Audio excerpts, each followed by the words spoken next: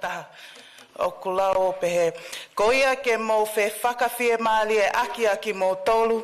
O whelanga aki hake aki mo tolu. O hange foki koia o ku mo whai. I'm going to read it in the English translation. 1 Thessalonians chapter 5 verse 11, NIV. Therefore, encourage one another and build each other up, just as in fact you are doing. Encourage means to give support, or confidence, or hope to someone. The opposite of encouragement is discouragement, gossip. And that's what we're not about that. You know, this is one of Paul's early letters to the Thessalonian people, who are the Greek people these days. And the Thessalonian people, they were radicals. They were such good givers, and they gave. Another thing they were good at is that they were aware of the second coming. So as we continue to live alert these days, as you know, and see around you, a lot of bad things are happening, and we can be easily triggered, or we can turn to God in those down times. So, ko loto pe ke o to e whainga maali e ko ni ke o Talitali e toko taha ko toa pe e whale o tamai. On behalf of our senior pastor, Sune Maake, and First Lady Soana Maake in their household, our assistant pastor, Mosese Siale, we would like to welcome everyone here from the board, the leaders. Just give the person next to you a high five. Tell them it's good to see you in the house of the Lord.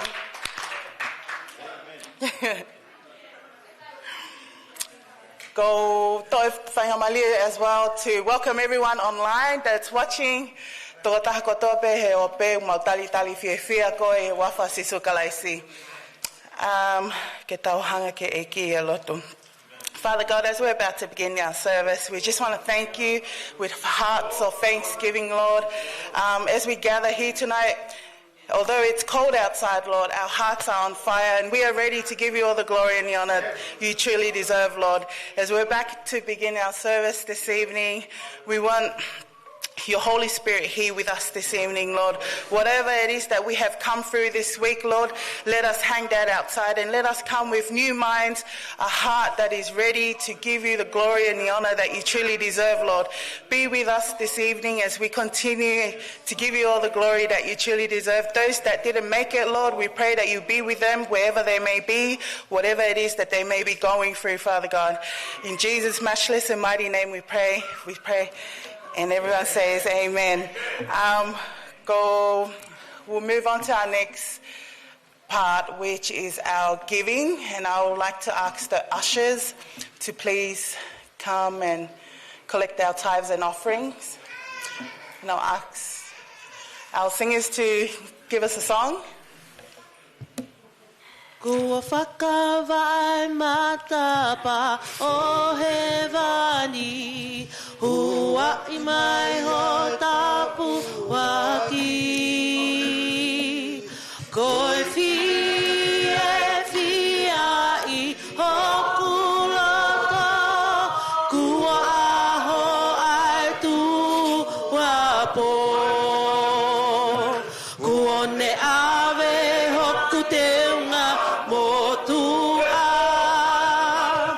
kane omi hoku te unga fo. Pe au kai e mana me he wani, koe me aia o fia fia. Let's pray. Father God, we thank you for everyone that has stepped out in faith tonight to build up your kingdom here on earth, Father God. We pray that you bless their household tenfold in everything that they may be going through, and everyone that didn't give or have the opportunity to give, Lord, we pray that you bless them as well, Lord. We thank you and we give you all the glory that you truly deserve. In Jesus' name we pray, and everyone says amen. I'll give this to Neil, to our senior pastor. Malo Pito.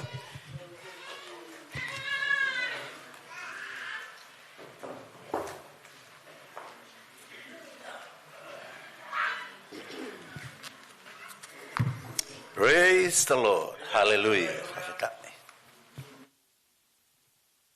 Wadaki pena ngalo ke to mai ku kita.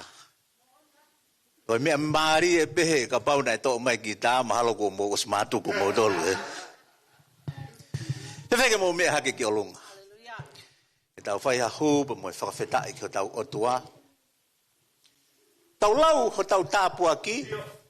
Kono hinga ko tau kei mao e mea ofa ko ia ko manawa mo ui. We counted our blessing that we still have the gift Kai ke ia of mea breath. ofa ia e for toi life. lahi pia hulu hake hange No ko tau love is kei greater mao. than Ai the breath manawa of mo life. ui. Amen. Amen. Lolo tonga tau mao e manawa mo ui. And whilst we have the breath of life, Ke tau ngau e aunga akia. how about we use it wisely? Tau whai ha mea ku hoko ko e whakawhiawhia. Do something that will be Whai ha mea ko e hoko ko joy, e tāpua ki ai ki hatoko taha to be kehe. a blessing to somebody else, Whai ha mea ke langi ia hono hua wha. Mau ai pe. to uplift His Amen. mighty name. Ko hono hua wha ku whia mau ia o ne whia mau e ia e tau whakawhetai. And He needs Ta mo e tau our whakamalo. praise and our thanksgiving. Ko tau tolu e whatongia. Ko ki tau tolu That kau is our sevaniti. responsibility. We are Kau the sevaniti ki tau servants. tolu e o tua. And we are the Pe servants ko of God. sevaniti ko e ahai. Pe Or ki whose ilo e servant you au. are, I don't know. Ko e ku iloi. O ko hao ko What I ia. know, Ke mo ui ke e ki. When I've come to know the Ko Lord, au e sevaniti ke u tauhi. I am the servant to the Lord. Neongo ko e o tua ia. Although He's Neongo God, ko ia ku ne whakai mai e manawa mo ui mo mea and ka He te has ki tau given me the tolu. breath of life. Ka ku iai ho tau konga. But we have a part to play. Absolutely. O ku iai e mea mo e ngā ue ke tau whai We all have maana. a duty to do. Ta koe for God. taha o e tau hu mo e tau whakawhetai. One of our praise and Ko tau hanga worship whakahiki ia. is to uplift Ke i God hono tuunga ko iau totonu ke ia. to His rightful Amen. place. Amen. I he tau whakaukau. In our thinking, E kehe ia he taimi. it'll be different at Kau times. whia mau ke o mai ia ki ho tau But loto. we need to bring it into our E heart. ko ia ia ku tila pe mo tau For He is the otua. one who deals with our Ko ia ia hearts. ku whehoko taki pe mo ho tau lo. Kai ke He is the whehoko one taki who mo tau connects. whakaukau. Not with our Mo mea thinking. koe u tau. Mea koe u tau whiri mo Or ngani what mea we koe. I kai choose au to ki do. No. o whema o ke wheta laki ho tau lau maari. Our spirit Ka moe must lau meet maari ho tau. He? the Spirit of God. Pa te tau hiwa lewa he. And we will Ka mata sing- aki fo hiwa koe ni. Starting with this song. Taha mo ui ta e manonga. Ka koha taha o ku wheo i moeang. E whenga e ka korotoa. Kai kai aola. Te ke foa ki a o korotoa. O ke amana ki te maku hanonga. E tamai a ke ke hilo koe muna kotoa. Sing it again.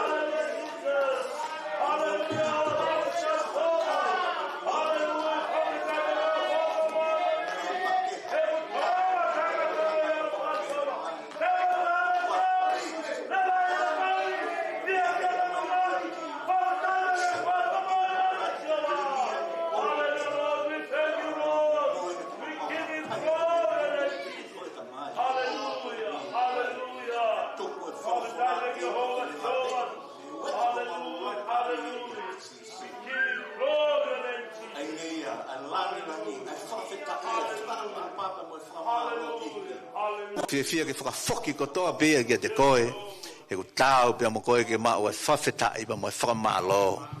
Amen, and amen. Se veke tau whaka paspas, pia mo talitali ai pe tangata Malanga.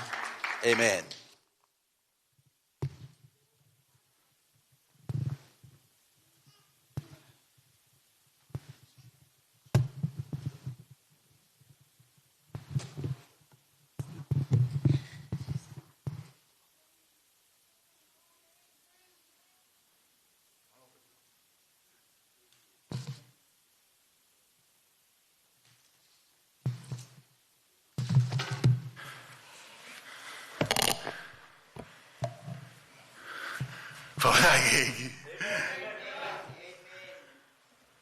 Lolo tonga pa o mume e lalo. O kue ki hiva taha. Ka pau te ke whanonga le rei pa ke hiva pa ke... Me tau mea ngāua ke tau whila honga fulu. Lau ke atoi tau. Whila honga fulu. 10-string instrument. Ko ki hiva ko ni ue ko ngai o pe. Tu pei ai whamamawha. Hiki hake ho ni mahau hawa. Whawhetai ki eki, eh? Whakamalo. Praise the Lord, eh? Whe ki hiwa ko ia. Whakamalo eki. Whakamalo eki. Come on, whila honga fulu. Whakamalo eki. Tuku o kakai keiki o wafa.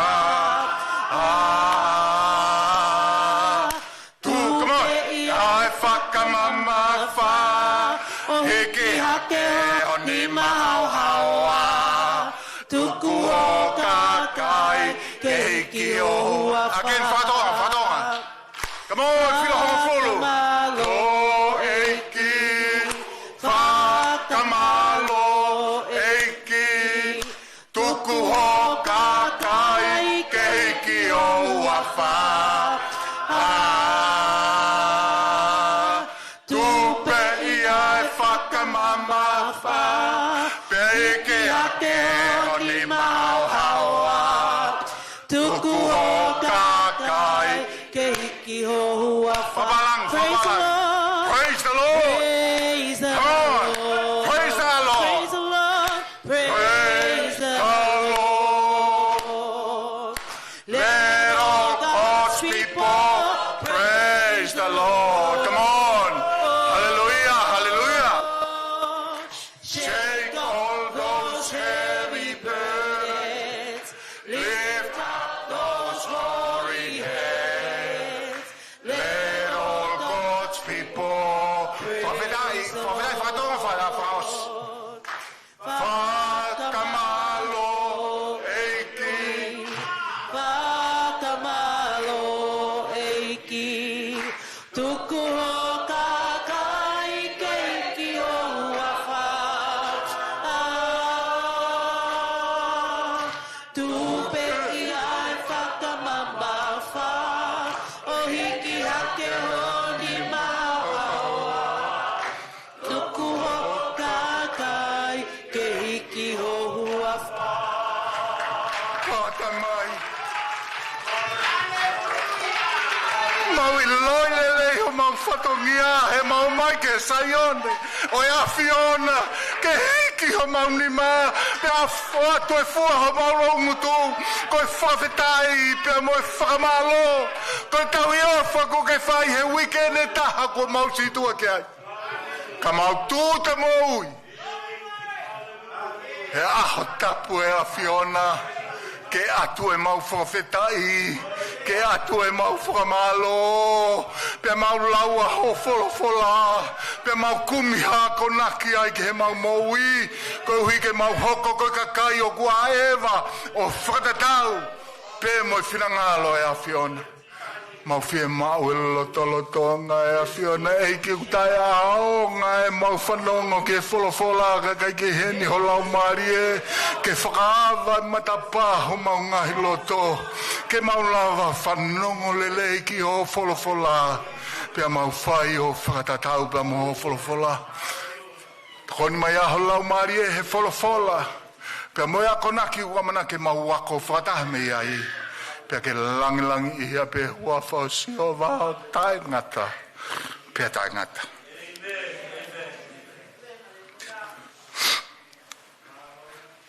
Kore peka taniela ke sio ke tungai whetukutuku ia kupuria e motoi tapu whakatonga i ai ua.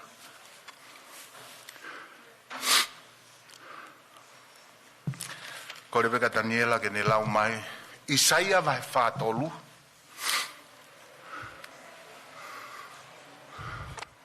mi hono hongo fulu ki hono uataha.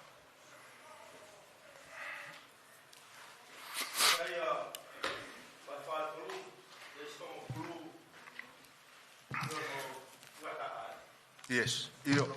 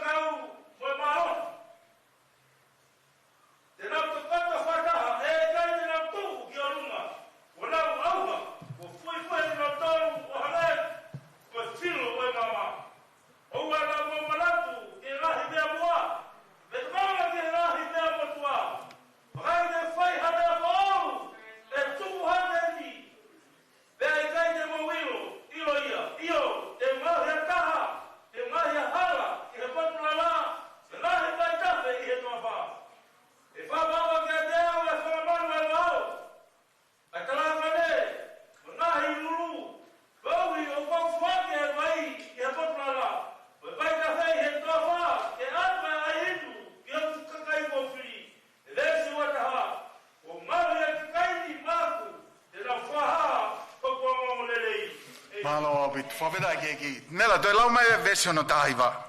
Whamamau ki version tawalu, mo version tahiwa e tau Malanga ea. Tawalu tahiwa. Owana mo manatu ke ngahi mea mua. Hallelujah. Beto kanga ke ngahi mea motua. Tahiwa. Wakai te whaihana whao. E tumu hakenia. E kai te mawilo ira. Io te ngahi hahala i he topura. Ngahi kaitape i he toa. Hallelujah. Whawhera ki. Praise the Lord. Fufu taim pena e whailoaki mai e whekau tala mai te koe tau konferenisi At the beginning of tuhake the olo. preparation for conference, Koe uloki Sapate pena ne mention mai ka te au o ke kau I he kaurea. and he mentioned I was one of the speakers. Nei kamatarewa ke ukumi e tohe a Isaia. I began to look Hamea ka pau e o mai ha kaweinga ke te au ke urea ai. in the book of Isaiah for a theme. Ona ke whakaukau ko malanga konina toki whai pea ne po. So do not think that this Peko was ane just afi. a microwave message.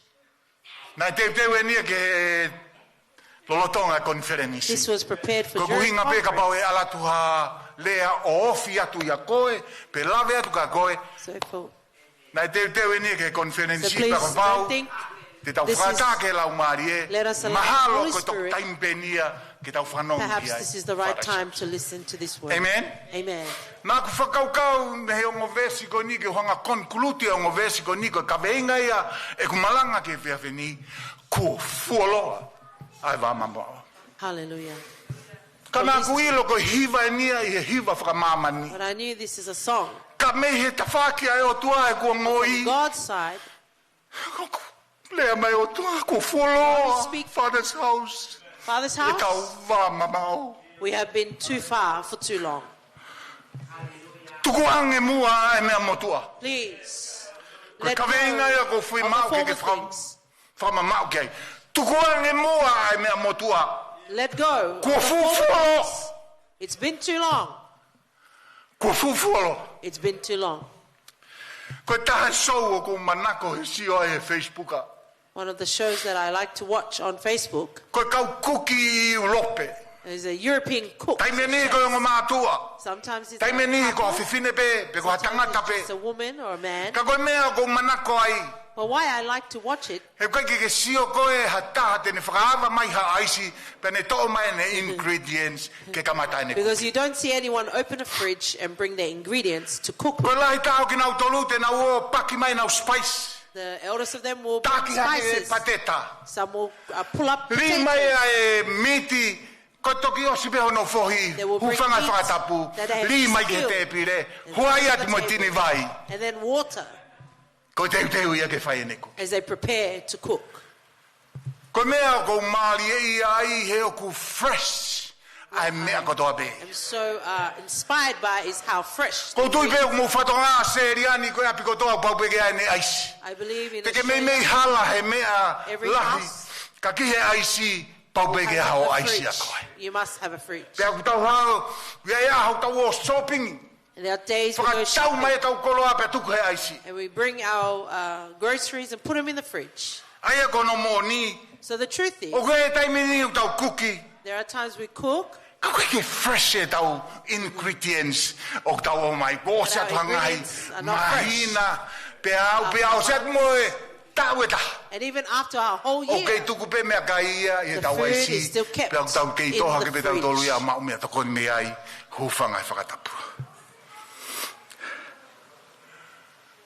Mea ko sa ia i e kau kuki ai ulope. It's fresh. this is why I like the European chefs.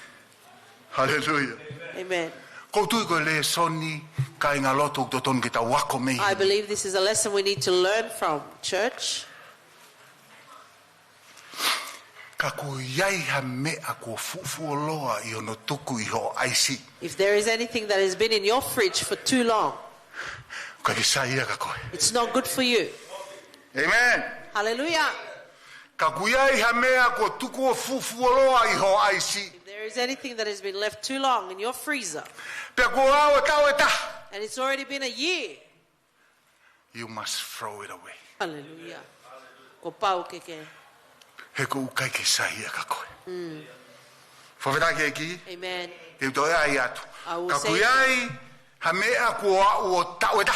If there's something that has reached 1 year E ne tuku I ho aisi.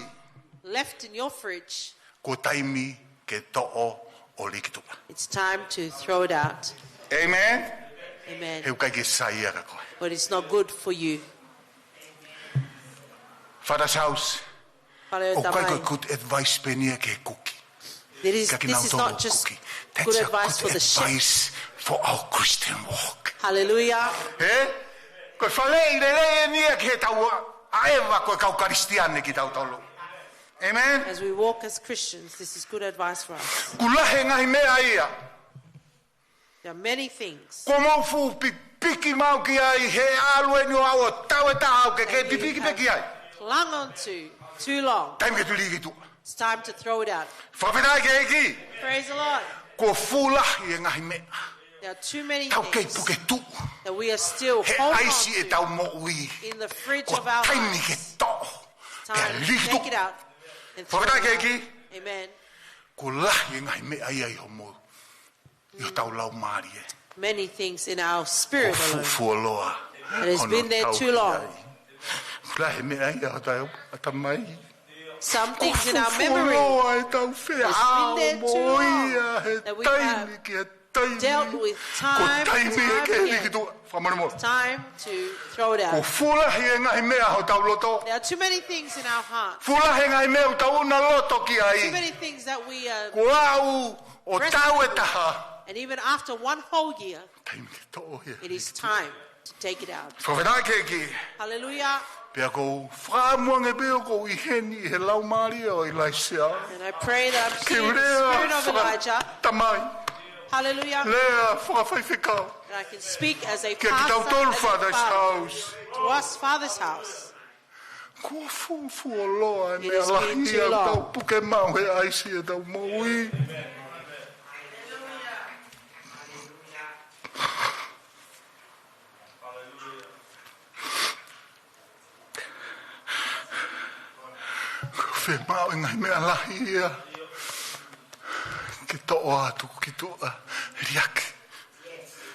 Things that we need to discard and leave behind.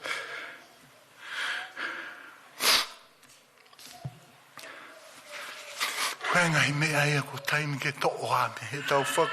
things that we need to remove from our thinking. Yes, it's already expired. Hallelujah. We need to remove it from our thinking.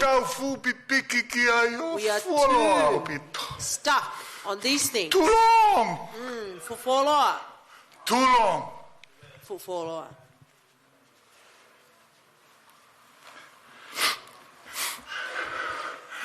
Ko lea kapatang ke fanongo le ke taure soni. Ko le o ia palofita ko Isaia ke kakai Israeli. Of the prophet Elijah to the people of Israel. Manatui ko taimi ko ni. Remember this time. Now alu I po famalo hina to Babylon exile. They have been exiled to Babylon. Fanongo ke lea o tua. Hear the words of God. I'm preparing to do a new thing. He's speaking to the people who are in captivity. Behold, I will do a new thing. The problem is that I cannot bring a new thing. You are not ready. Hallelujah. Yes. You are not ready.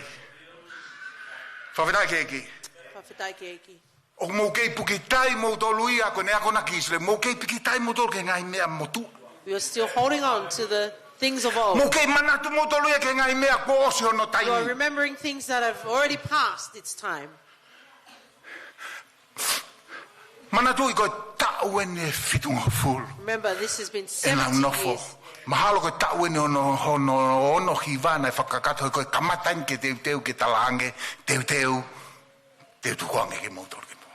And he is preparing to set them free.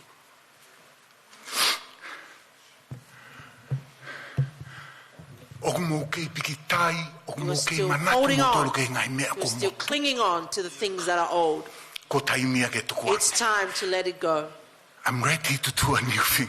Hallelujah.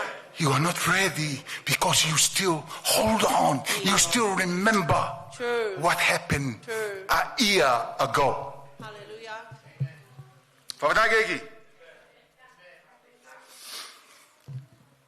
Heki imagino ke o tua o ka ki leleia ka ki motolo Israeli. Ko ngai mea mo ke nofo manatu ke ko tai mea ke rigi tua. Praise the Lord. Time for us to begin again. And I'm ready to begin anew. Hallelujah. The problem is, are you ready? Hallelujah. Hallelujah. Are you ready?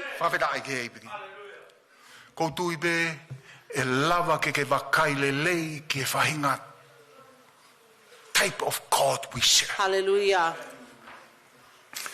Koe whainga o tua koe tau hui Father's house. The kind of God that we serve. Koe o tua ia ku manako ia. Ke whai e mea fo o. Te amohono kakai. Hallelujah. Amen. Koe pore koe ka ki tautoro. The challenge for us is this. Me he tau wholofola. From our word. Lava noa pe o tua e ke whai mea fo o. That God can do a new thing. And He has already done a new thing. But we can't see it yet. Hallelujah. In verse 19, we cannot see God does that He would do. The problem is you cannot see it. Hallelujah. Amen. Chapter 43 of Isaiah.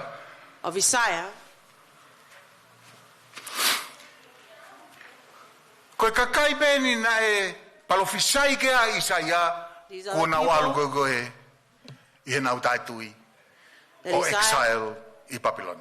Prophesied, and in their unbelief, the same people. The same people prophesied prove that if God says something, it is sure to happen.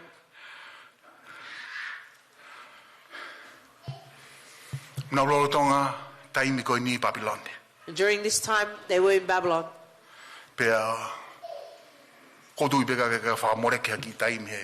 I believe the book of Isaiah is written by three people. Isaiah uluaki, Isaiah honoa. Pea koe tau scripture ko he e whiawhini, toi me Isaiah honoa. And we're taking our scripture from Isaiah part 2. Lolotonga ko I Papilone kakai, ai na palofisai ke a Isaiah mouta foki, miho mungai tauhi ai tori, pea mou foki ke o tua pa mou whatomala, koe ni ko hoko, e nau tai ke whatomala. Repent of your ways.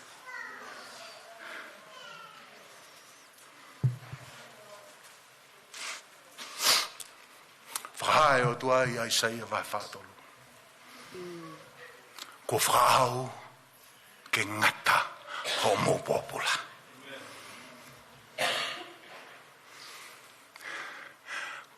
Ko ofi ai taimi ke whafoki ki mō tolu ki mō whanua. For God to return them to their land. Ko vave au pito taimi ke whafoki ki mō tolu ki Jerusalem. God will return them to Jerusalem.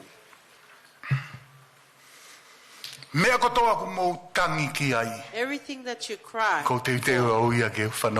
I have prepared to listen to. Everything that you are hoping, I'm prepared to do a new thing. Hallelujah.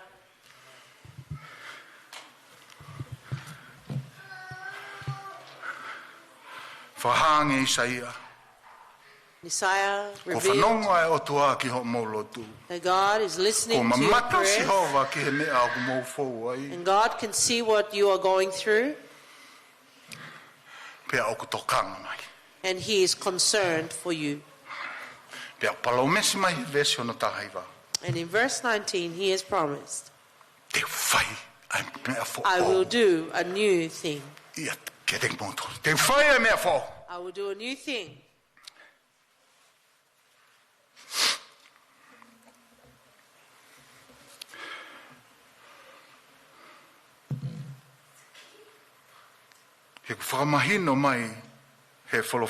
Father's house. The word of God has made it clear. Nothing is hidden from God. Our God listens to every cry. Every morning, every night.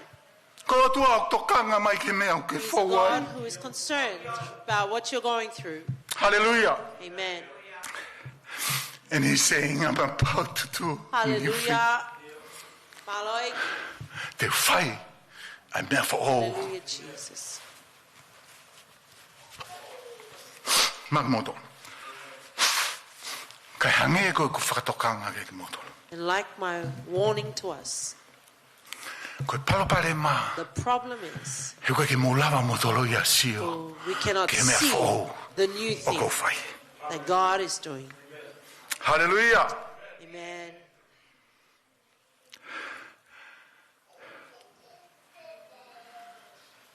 Whakaukau. Whai he o tua i hono.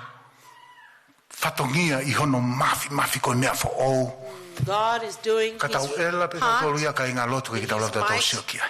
and here we are. Koe mea whakamamahi ke whai he o tua ia ene ngāwe pia ngāwe I hono malo.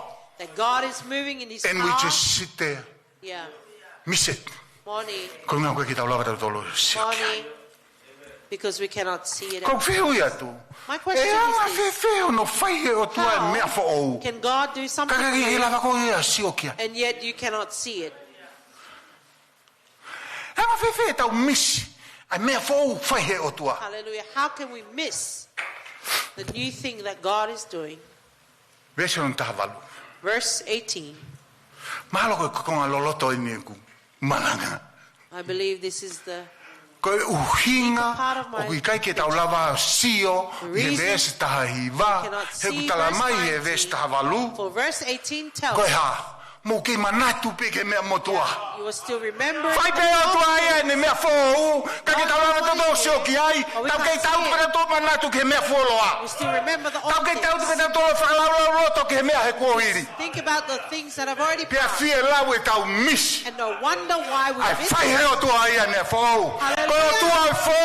I he Hallelujah. taimi ko toa pe. He's a new God. Ko tau tōlu, tau whemau ke tau tepini ke ne mea whō. We need Ke tau to lava tap al whataha mo ne mea to whō. his new things. So whenai ke ki. See it. Hallelujah. Whō fuo loa. It has been E too tau ke long manatu ke mea. that we continue to So recall whenai ke ki. the things of old. O te mou I tamaga te au. Please o don't si be o angry puwha. at me. Hallelujah. Maloi. Kai ngā lotu Father's house. We must let go. Hallelujah. Ko I lope au tau kei tangata pau whainga I taa. know we are still man, but it is Ko difficult. kuongo e nerea mai. His voice, Kei whakangaloki ko a was mai pe aho ke aho. that I would forget the old every day. Kore mai lau mari o The tua. Holy Spirit is reminding me. I will tell new things. Pe ka pau te ke pipiki pe koe ke But if mea you motua. continue to Whai hold he on o to tua the ia old mea things, whou. Pe ko nau what tolu about nau the new te pini things? ki ai. And Lala those who ka nau will tolu he take mea it, they whou. will move forward. Hallelujah.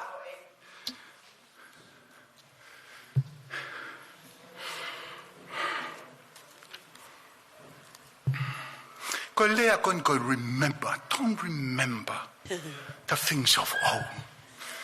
Oku uhinga ia. It means, Whamana more pe.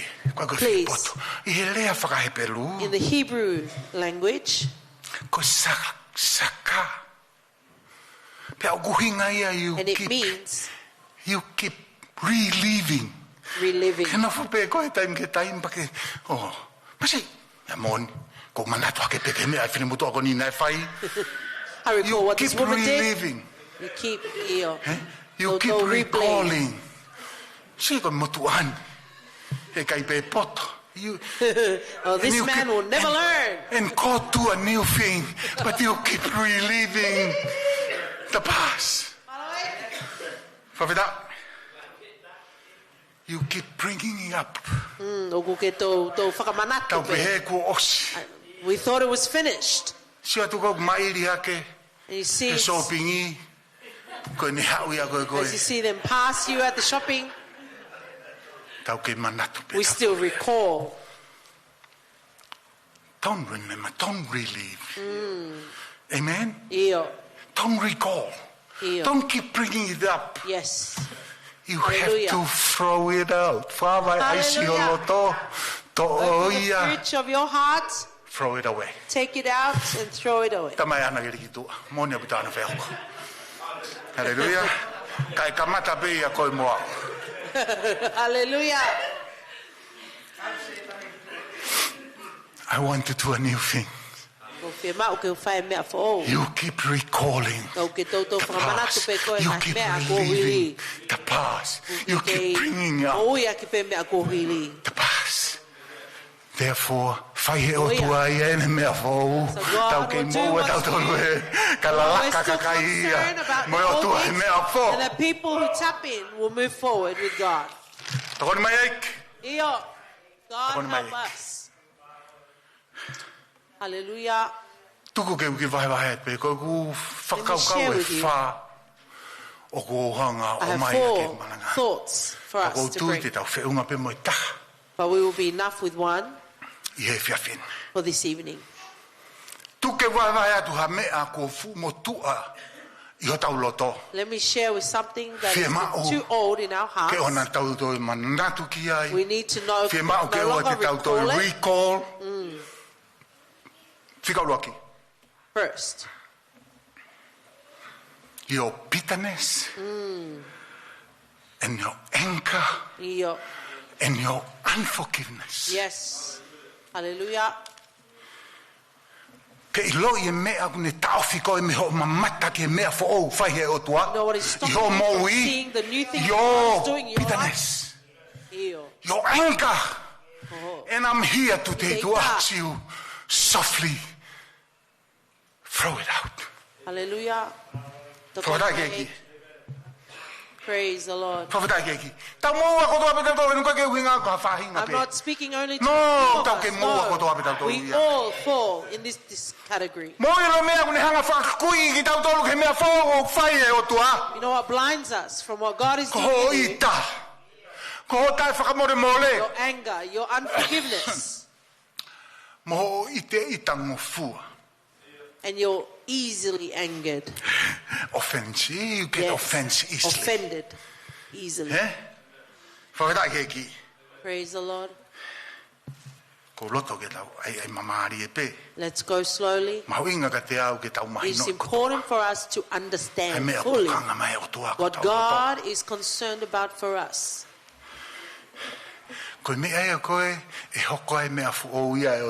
This is when God's new thing happens, but we don't even recognize it because we continue to remember the old. But we still remember.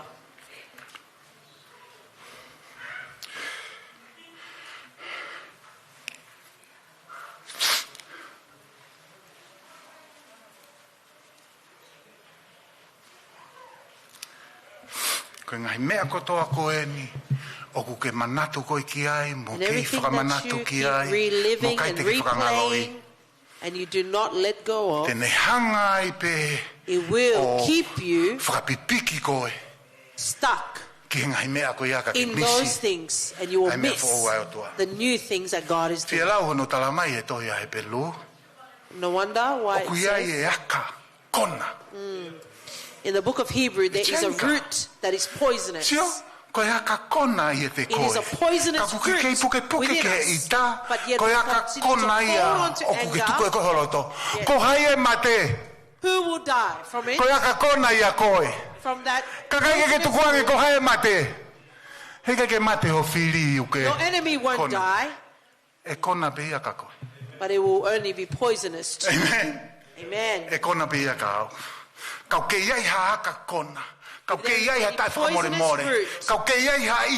there is still anger in me, only me it will poison. If I do not let it go, if I do not throw it out from the fridge of my heart, I am the only one that will suffer from it. Please, take it. See not the love of God. Come on. Take it out so you can live. Amen. Hallelujah. For everything that we are thinking about, everything that we replay and relive, it binds us. How? And then we stuck in the past. Never see the future. Hallelujah. Amen. Praise the Lord. The Lord says, I will do a new thing. Father's house, the Lord will do a new thing. But the challenge, we have to see it. Amen. Hallelujah.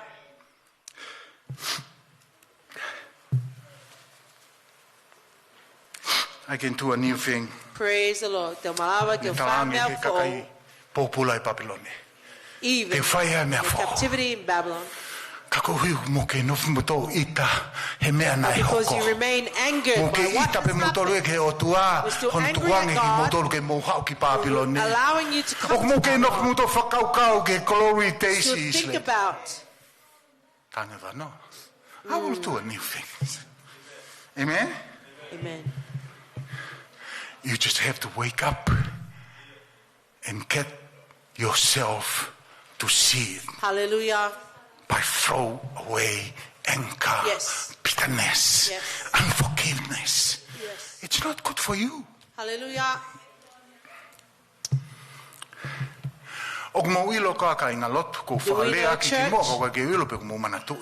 Whether you remember that being easily offended or anger is but if I can promise you one thing,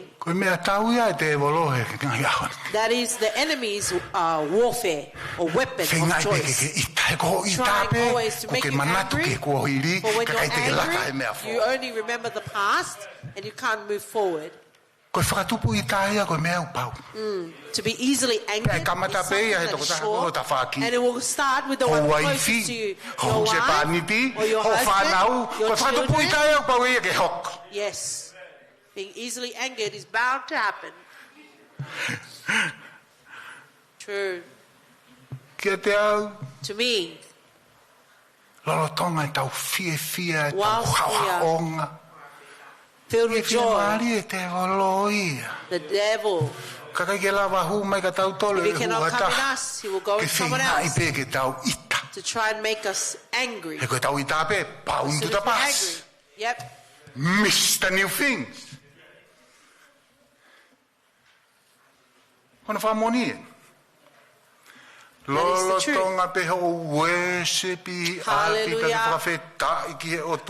Praise the Lord.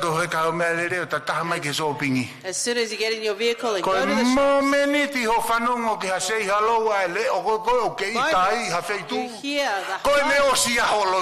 the voice of someone you do not like. That is, your worship is finished. As soon as you see them walking over, the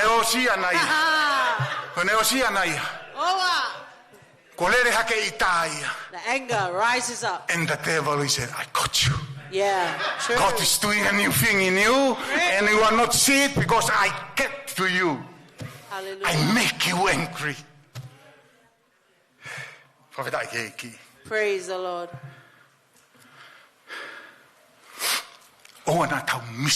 Please let us not miss the thing that God is doing.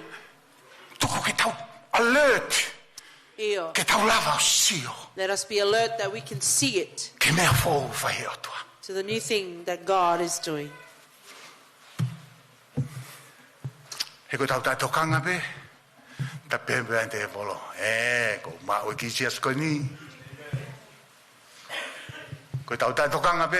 soon as we're not careful, the devil will say, oh, I got this church.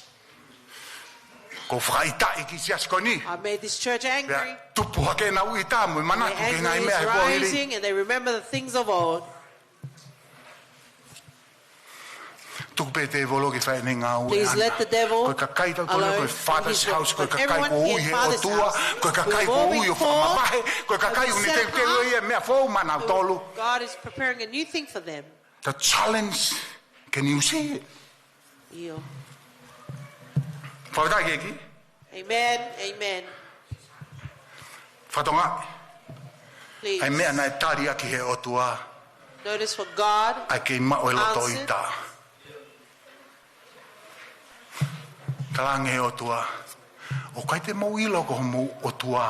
God said, do you not know that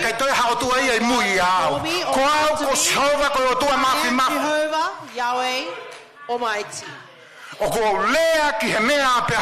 I speak and they it comes. O kui kai hatoro tua moa. There's no other God but me. I am the Lord God Almighty, the Holy One of Israel. Koe porere vai. Ke ilo e tau ita. You know our anger. Ke ilo e tau bitterness, mo e tau ke unforgiveness. Ko pauia. Ke au ke aho e taha. Ko ke o mai ke whihanga i mo e mafi e o tua. He ko nea whio i mea o ke fou ai. Ka koe te tau atu ha mea Father's house. Let me tell you I he something. katoa e ngahi whiri e o tua. In all the choices of God, Ka ke lawai hata e o tua. or enemies of God, no one. Ke nofo ko manatu ke ko hiri tala mai o tua te ne whae mea fo u. God said, Si o ko he o tua mafi. look to the news. Ai o kune tau I ho whiri. Ai o te kai Goes whau tua against your tahai. enemy who no Amen. one has been able to overcome. Ko mea koe na tamai e Paula. This is what Paul said. Fight the good fight. Yes. Father's house. Hallelujah. Fight the good fight. Yeah. What is the question? What is a good fight? Ka pau mo ke manatu ke ngai tau atu koe. If you remember the E whawhai years tau atu atapu. So in our Bible studies, the good fight is ko you taulele win o kuke malo. before the battle. Iyo. Ha, Pea hoko. Ko tau tai tokanga ai mo tau tai tui ke o tua We mafi do mafi not tau mau. believe in the mighty God that we O kune serve. palo mesi mai te tau tau e tau lelei. He's promised us that we will fight the good fight. You know, fight a good fight. Ko taulele. You stand from the position of winning. Ka tō me te And you whawhi o fight. ikuna. Ka te That's the good fight. tau me ai ko taulele. Amen. Amen. Whakangalo kia. Ka ke whalala ke o tua mafi mafi. Forget the former things and trust in the Amen. mighty God. Amen. Whawhalala ke o tua mafi mafi. Hallelujah. He te kai whoki ho tau o For our tua. God has never lost a battle. Te kia ke aha whiri e tolonga No fuoroa e lo enemy tolo tonga. has prolonged in the Te presence palo of mesi God. atu oksio ke o I loto. promise to you, Oksio look ke at- mamahi He's o loto. looking at your heart and Oksio the ke pain in tangi your ho heart, loto. the cries in your heart, Palo mesi te and He has kaumau. promised He will fight for you. Just wait Kai tatali. and make sure Kai ke whakapapau i. when he win the battle, E taimok nei kuna You e can tau see it. o kuke lava mamata. Kene i kuna. Hallelujah. koe kutala noa tu ia version na tahtolo. I'm speaking on verse Kau ka 13. kamata ke whaiha mea. If I start ending, Kai tō lawa tangata ke tauwhia. no man can stop it. Amen. Tuku a ki tua. Please put it Ria out. ki tua ngai mea whamamawha. Things that are weighing you down. Tau ta whoki tau tolu whalala ke o tua. But let us return to relying on God. Hallelujah.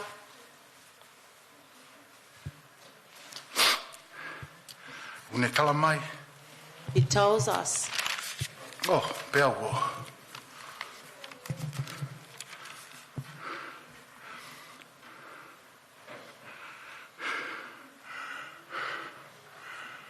I ai pe taimi, there will come a time, ko pau ke reconcile ho ita. yes, that you need to reconcile your anger Ki he mafi atua. to the might, almighty Mai ke na compare. power of God and Pai ke toki compare. loile vai ko ia. Ta And you will then know tau. Koe tau a Jehova.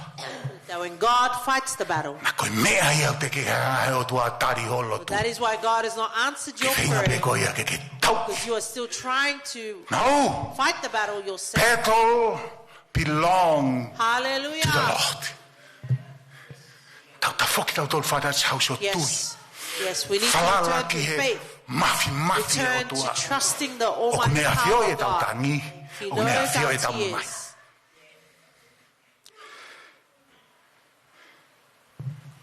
He kune palo mesi mai.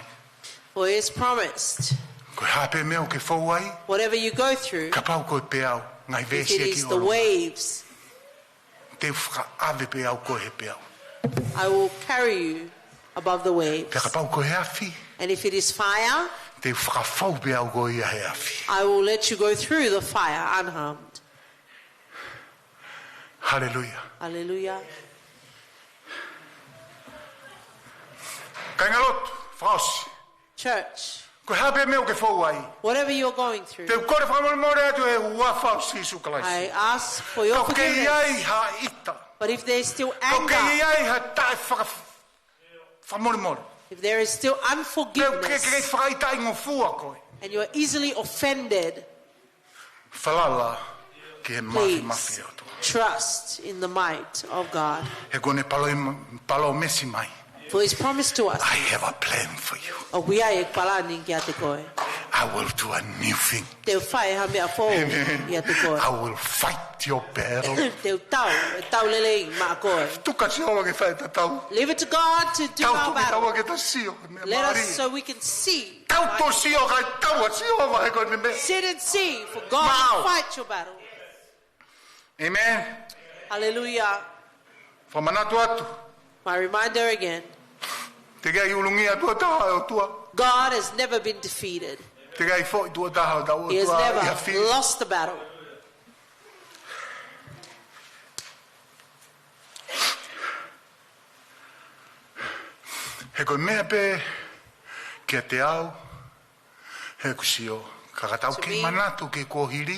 As soon as we recall the past, and we do not let it go or forget the former things, then you are not trusting in God. You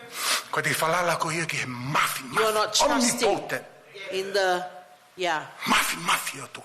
in the might of our God. In what He says, that what is impossible to you is possible to me. God can do all things. You have a decision to make before we finish. Are you going to hold on to the past? Or are you going to trust in the omnipotent, the all-powerful God?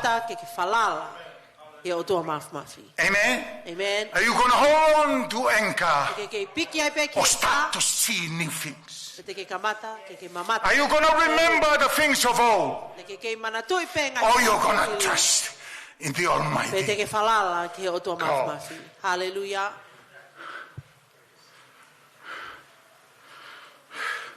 Your anchor too old. Your unforgiveness, it's too old. Amen? You're reliving the past. It's too old. Throw it away. It's not good for you.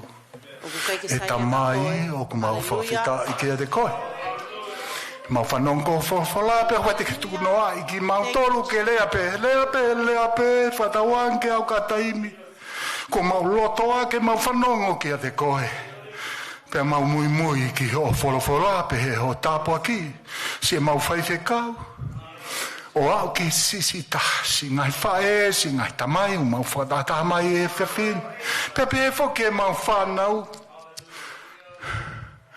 Eki ke hoko mai ho lau maari e, whakawhi maari e, iki mau tolu mei ho wholawhola. Tuke mau hoko kakai o whalala ki a te koe. Me ahoni o ta ngata, no more anger, no more unforgiveness, no more bitterness. We live as children of God, Father's house. Ke tāpui kina ki mau tolu. E whiawhin mo ho wholawhola. Yes, Jesu Christ ko alo ka ko mau whamui. Te tuang e peke whai te kau, ke ne hanga whaose tau Malanga.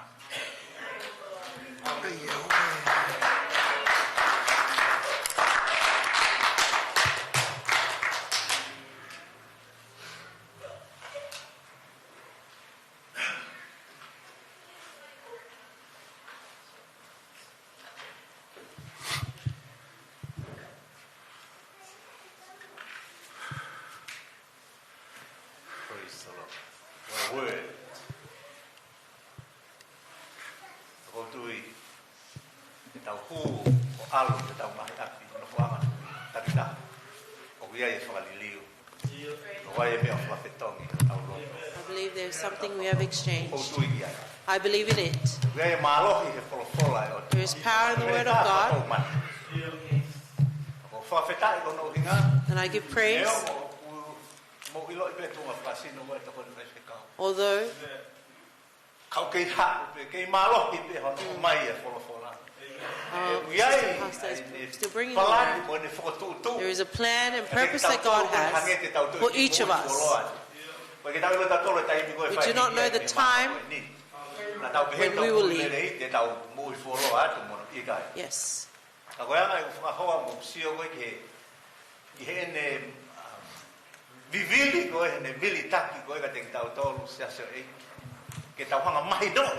Church of God, let us understand the God that we serve and uplift. How about the position of your life today? Is there something you're going through today? Whether it be your own choice, how important it is for us. We need to easily get the bitterness and all those kind of things out of our life. It will hinder us in the long run.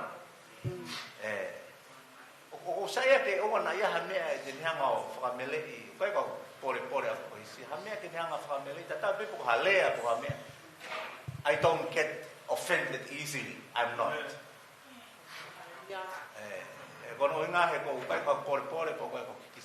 No, that is who I am. It's okay. It's okay.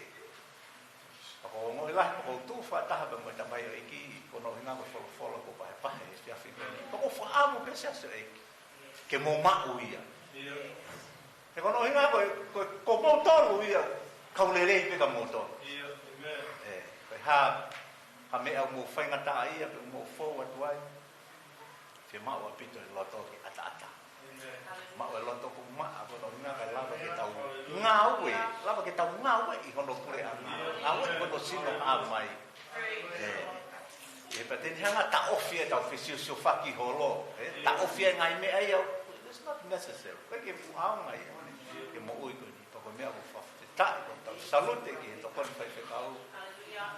Neongo hende tu ihono sino he timing. Ka kono hinga ko hende o mai ai me ako i o mau inga ki tau kono hinga i tau fia ai. To ton ke tau ka fa feta. Fa ki ai pe tau igi. Ya su fa malo be mo fa feta. To be ke fa halot fa os. Keles tau keles tamai mo fa malo.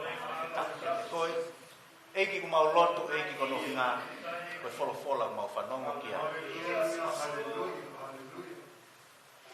O mau toi hua te peki a te koe ta mai kono nga ko se vaniti. O tuunga o huiai a ene mo hui e ta mai. A ene kei vili kikihi pe. Vili taki pe kono hinga me fafanga e ta kai. Mo ke falala mai ke tauki whakalau maaria ki nau tonu. Mo toko nia ki nau tonu i ala whanonga o mama ko e nia ta mai. E ke o mau lotu atu. Whai tāko e kina mai ene mo ui sista ano wheti. Pa peheke si toe ngai whakamukuna mo e whanau e. Mau whakamalo, mau whakawhetai ko e ui mahu ina nā ke whai ke ene mo ui e ta mai. Te koe ni wau mai e ni whakawhaka o singa. Te koe hae ngahi taimi e toe mai e ta mai. Mau whakamalo ko ke i hanga whakamu ui ia. Kono hui ngai mau whanongo ki hore o whawhakafou mai a te ia ta mai. Pa pehea haka ho mau tangata i loto. Pai tāpekina ka whakamunu ia mai pe heke toe ngai puate. Aki nau tolo kau taki e ngahi departmeni ko toa pe i he whare e tamai. I kau tangata eiki pe ke kau whine eiki e tamai. Mau hapai atu ki a te koe. Ka pe he whoki e toe ngai whanau mo makapuna. E ke mau lotu makehe ka te ke nau tolo kai ke mau kau whakataha he haua koe ni. Aki pe e ngahi uhinga kehe kehe. I nau tolo ki whare mahaki mau ilo. Si hangan e mau lotu ka lua lau. Te he ka namu. Ke nau tolo e tamai. O kuki afio i ki nau tolu e tamai. Eki koe mau lotu i e tamai. Si mo ia sa te ki hifo e tamai. Oi, te kake ati a te koe. Eki, whakakakato ame o lunga eki. E ngahi mea na tolu ki kumo kau i ni lotu. Hake ati. E resa tau eki ofa e toa tamai. Whioki pa mo lau maari maa o ni. O maa uaho alko whai te ki mau tolu ni whanako toa pe o na hiki. Kai whai tua ta ngata.